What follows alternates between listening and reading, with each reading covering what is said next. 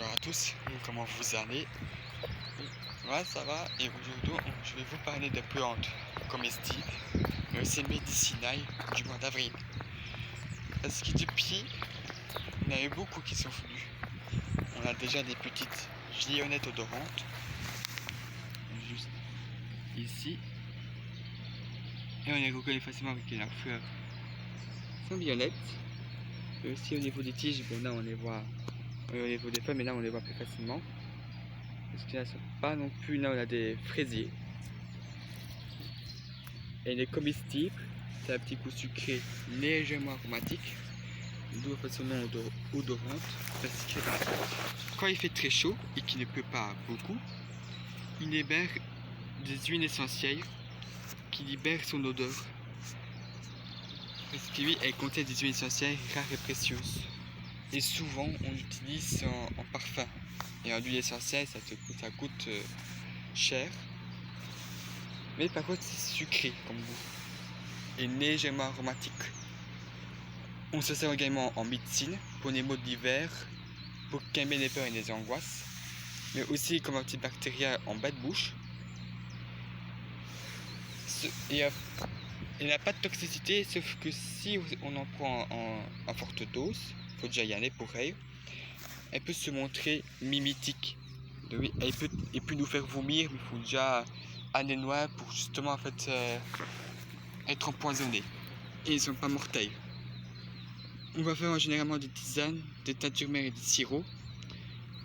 Tout comme sa cousine cultivée dans nos jardins, la petite pervenche. Mais sauf que les vertus ne sont pas les mêmes que la violette. Parce que chez eux, on peut utiliser toute la plante, y compris sa racine qui est juste là. Juste ici. Mais on utilisera majoritairement des fleurs en sirop et en cuisine.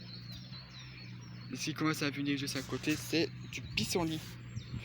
Elle est plutôt connue dans les jardins, mais on en trouve également, comme pour la violette odorante, on en trouve partout.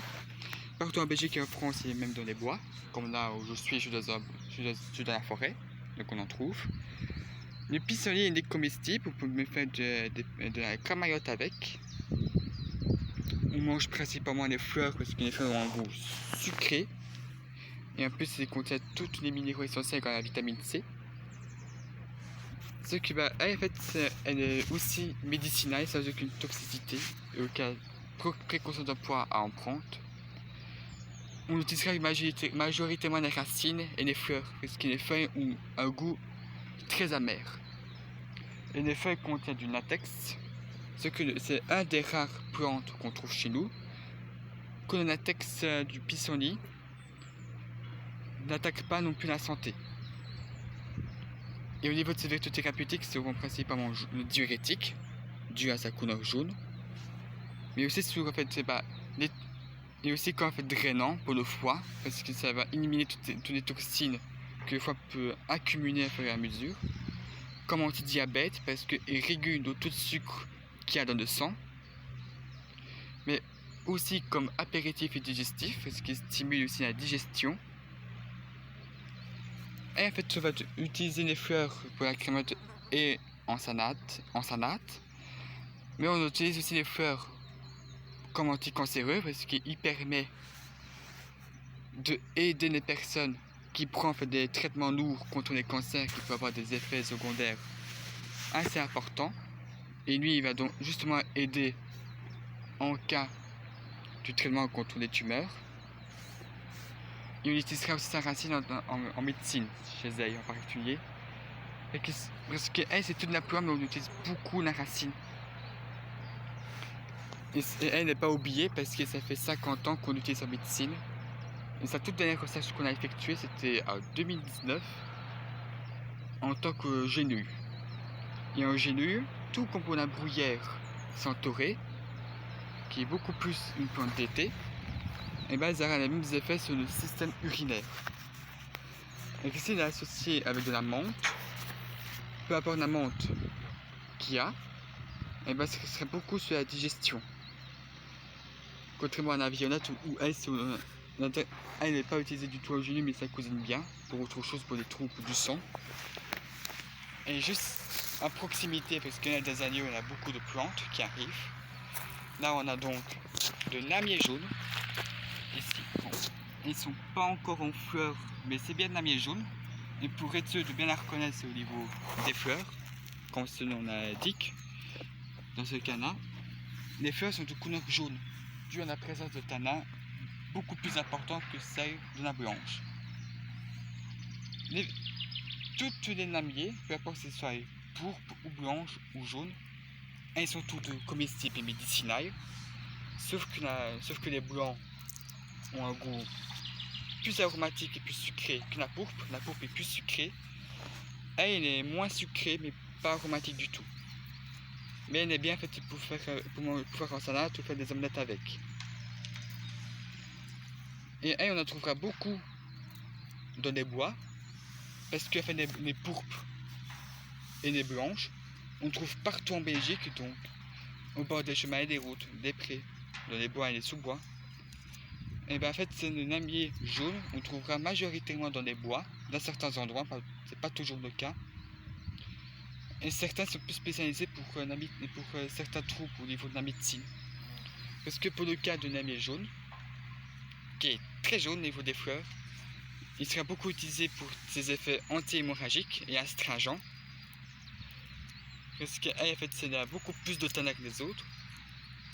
Avec un namier blanc et contient de l'acide urique, donc il sera beaucoup utilisé pour le système urinaire, mais aussi pour ses effets diurétiques. Alors que le sein fait de la pourpre, elle est donc efficace sur tous les domaines. Mais la pourpre est donc plus petite et plus sucrée. Et si vous prenez du namier blanc, faites attention parce que le namier blanc n'a pas de cousine toxique. Mais par contre, dans les fleurs de namier blanc, il y a une variété d'abeilles sauvages qui se nourrit uniquement des pollens qu'on trouve dans les fleurs de namier blanc. Et une abeille, il porte exactement la même couleur que la fleur, toute venue, toute blanche, mais à une effet inoffensive, elle ne pique pas. Donc vous risquerez pas d'avoir de piqûres en apprenant, parce qu'eux ils vont généralement fuir. Et juste à côté là aussi du namier, bon, contrairement aux autres, elles ne produisent pas de fleurs. Le centre, il est juste là, si on écarte bien des feuilles, il est juste ici. Et c'est cette partie là qu'on utilisera en cuisine, parce qu'elle a un bon goût, elle a un goût de champignon. Moins utilisé en médecine, parce qu'il est majoritairement adoucissant et expectorant. Mais si en fait, vous faites de la soupe avec, vous pourrez donc faire de la soupe aux champignons sans utiliser un seuil de ces champignons, parce que elle remplace tous les champignons qu'on peut trouver. Donc, les seuls champignons qu'on trouvera beaucoup à ce moment-là, c'est les champignons des bouleaux, qui sont plus comestibles à cause des pollutions de l'atmosphère qu'on a maintenant, et qui est maintenant beaucoup plus oublié on en parle beaucoup, parce que mon ancienne prof en parlait souvent, quand c'était la période qu'on a maintenant dans l'actuel. Et comme plante comestible qu'on a toujours maintenant, ce serait là, il aussi la plume verte, qui sont toujours bien présents en fait, dans nos consommations en fait, en salade. Et justement, en fait, au printemps, il faudra donc faire attention à la récolte, parce qu'il y a aussi de l'anium. Et l'anium, on en voit juste ici. Oui, il fait des petites fleurs roses qu'on voit, c'est bien l'anium. Alors, contrairement aux autres, elle n'est pas du tout médicinale ni comestible. C'est une plante toxique et même mortelle. Mais par contre, chez un médecin, ils utilisent la plante comme morphine. Mais une morphine douce, pas une morphine comme celle du pavois somnifère qui est plutôt forte. En extrayant des molécules toxiques des fleurs, en séparant bien ce qui est toxique qui tue les hommes, à la morphine qu'elle contient. Et elle, en fait, on la trouvera beaucoup au mois d'avril jusqu'au mois de mai, comme la plume verte. Mais vous pourrez facilement reconnaître parce que la plume verte, elle est jaune vif et ne se ressemble pas du tout avec un anium. Elle est donc toute fine avec des petites feuilles mais aussi au niveau des fleurs qui sont de couleur rose. Et comme toutes les plantes du printemps, on aura aussi la ficaire. La ficaire est également une plante comestible s'il n'a pas de fleurs. Parce qu'après, quand elle a des fleurs, la plante n'est pas toxique, mais elle a beaucoup trop de tanin. Et donc, trop de tanin, en fait, ça attaque le foie. Mais sinon, oui, en fait, s'il n'a pas de fleurs, on peut bel et bien en manger. Et après, en fait, on a aussi l'ortie. L'ortie qui est quand même très connue pour ses effets thérapeutiques, mais aussi comme plante comestible dans la région.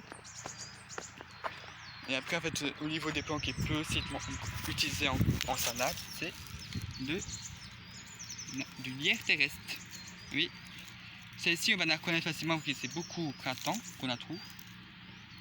Et on va la reconnaître qu'elle contient des huiles essentielles.